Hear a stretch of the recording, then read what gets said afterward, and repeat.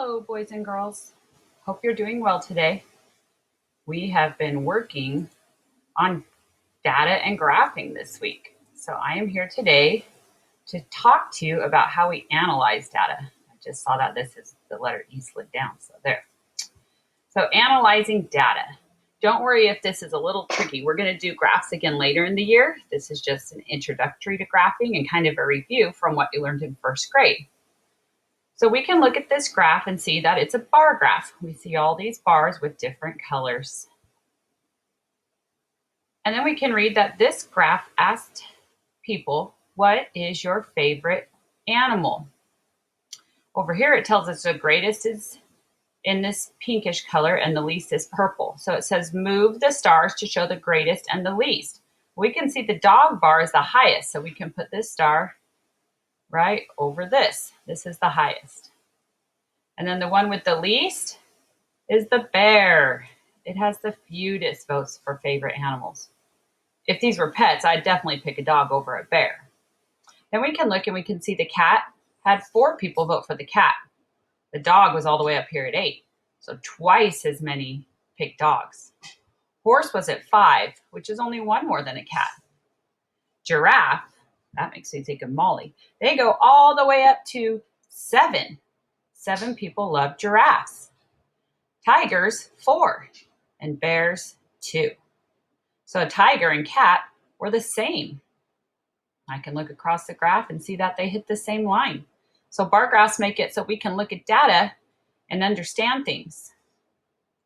Now over here, there's questions. How many children liked horses and tigers? So first I have to figure out how many liked horses. Well, the horses goes all the way up to 5. So in my brain, I could say 5. And I typed it right here, 5. How many like tigers? Tigers go all the way up to 4. So 4 like tigers. When I add 5 plus 4 and combine them together, I get 9. So 9 children liked horses and tigers. The next question says, how many more children like giraffes than cats? Well, when it says how many more, I have to find the difference. So first I better see how many like giraffes. It was all the way up here at number 7. Cats was down here at 4. So if I had to find from 4 to 7, I could go 1, 2, 3 more to get to 7. 7 minus 4 is 3. There's another question with how many more. How many more children like dogs than bears? So first I have to see how many like dogs. That was all the way up at 8. And then I have to see how many like bears. That's at 2. So I can do 8 minus 2, or I can go to 2 and see how many more it takes to get up to 8. So that'd be 1, 2, 3, 4, 5, 6. It took 6 more jumps to get up to 8. So the difference was 6. Let's look at another graph with a different type of data. In this graph, the bars go this way, horizontally, but it doesn't change the data and the information we have. This graph asks the kids, what is your favorite fruit? And the choices were strawberries, bananas, grapes, watermelon, oranges, and apple. And looking at the bar graph, we can see that the watermelon had the most votes. It's all the way out here at 10. The least votes was oranges. It only has 3. Now we should look at our questions. How many more children like watermelon than bananas? So first we have to figure out watermelon. Watermelon is all the way at 10. Bananas is over here at 4. So in our spot right here, let's get rid of the word type. Always have to get rid of the direction word. Come on, there's my cursor. 10 watermelons minus 4 bananas equals, that's not equals, equals. Well, if I'm at 4 right here with bananas, let me see how much it takes to get to 10. 1, 2, 3, 4, 5, 6. I can count up because this is in a fact family. Or I can do 10 and count backwards till I get to 4. 1, 2, 3, 4, 5, 6. Either way, I get 6. The next question says, more children like strawberries and bananas combined than watermelon. Is this true or false? Well, watermelon had 10, so I better figure out strawberries. They had 6. And add to strawberries bananas. And bananas had 4. So 6 plus 4 equals 10. Now the question says it had more. Is 10 more than 10 or is 10 equal? 10 is equal, so that means this would be false. So then I'd have to type here false, F for false. You can see if the word fits. Nope, it doesn't fit. So I'm just going to type F for false. I guess I could slide this over. That would work too. So do your best to get the answers in. They don't have to look beautiful, but you can always make it smaller typing too. That's what I think I'll do. So I'm going to take this and slide it and make it a little smaller. Mrs. Mahoney's eyes are pretty good, so I can read things a little smaller. There, now I probably even have room to type false. Yep. All right, and I'm on the last question I have to answer on Analyze the Data. How many children liked grapes, oranges, and apples combined? Ooh, so I have to add 3 things. So grapes, looking over at my graph, grapes hit 7. 7. Oranges hit up to 3. So 7 plus 3. Ooh, that's a friendly 10. Woohoo, I like friendly 10s. And apples hit 5. So I know 7 plus 3 is 10, plus 5 is 15. I don't like this being on 2 lines. I know the top one was 2, but you can change the font size to make it fit. That's what's so cool about doing this at home and not on a paper like we do at school, where you can just adjust the sizes. I guess at school we can write really small with our pencil. That works too. There we go. 15. 7 plus 3 plus 5 is 15. All right, let's look at one more, and then you guys are going to try one on your own. This one isn't a bar graph. This has a data table. It's still all the same information, but it's just in numbers and it hasn't been graphed out. This is good if you like to compare numbers, but it's not as visual for the eyes because you can't see which bar has the longest.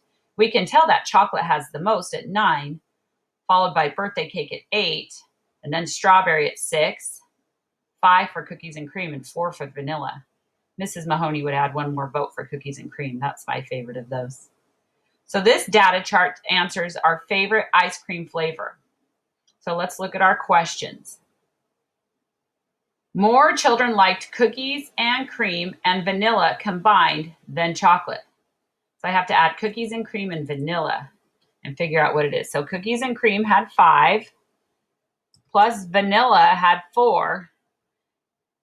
And this is supposed to be more than chocolate. 5 and 4 equals 9. Is that more than 9?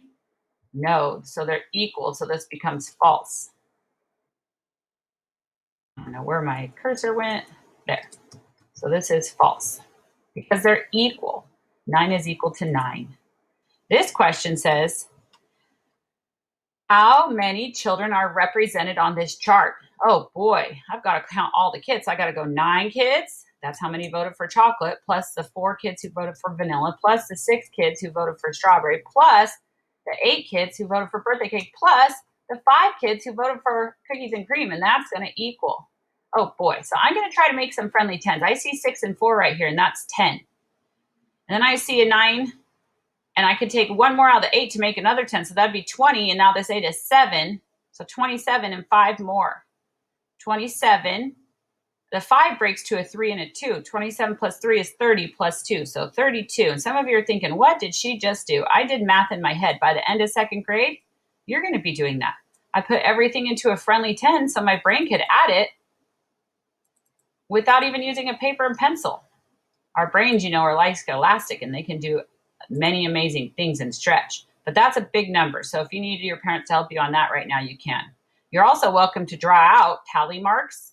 Tally 9, and then 4 more, and then 6 more, then 8 more, and 5 more until you can count them all.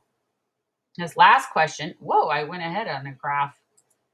How many more children like birthday cake than vanilla? Birthday cake had 8. This is one of those how many more questions, so we have to subtract. 8 minus, vanilla has 4. 8 minus 4 equals 8, take away 4. Well, I can do 4 and count on to 8. 4, 5, 6, 7, 8. That is 4 fingers. I should know that because 4 and 4 is a double. So there we go. I did this one. The last one, I'll let you guys answer the questions on these in your own slide. But the last one, it's the same thing. It's a data table, but instead of having traditional numbers, we have tally marks.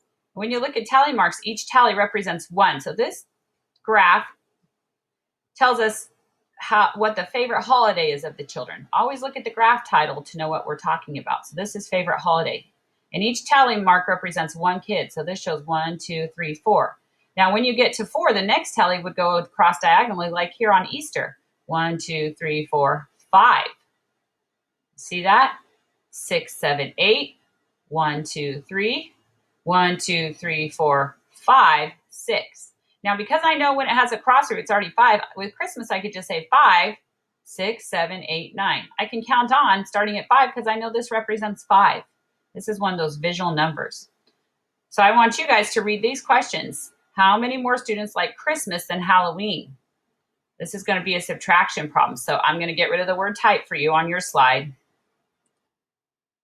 I'm going to put that, it's a subtraction problem. And you're going to have something minus, oh, that didn't work. Something minus something equals. There you go. Then you can fill that in and type it as you need to. This one says, how many students like Easter and the 4th of July combined? So that's going to be addition 1, and then this one's a true and false. So I'm going to leave you on that one to fill out on your own and see how you do with analyzing data. And again, don't worry, this is just the beginning of graphing. We're going to do a lot more graphing this year. This is just the first half, and it's pretty much a review. And I believe you guys can do this well. You can go back and watch this video as much as you would like to get help and to learn more. Good luck. Have fun doing it. Don't forget to do the workbook page and bring it to our Zoom meeting so we can check it and go over it tomorrow. Bye-bye.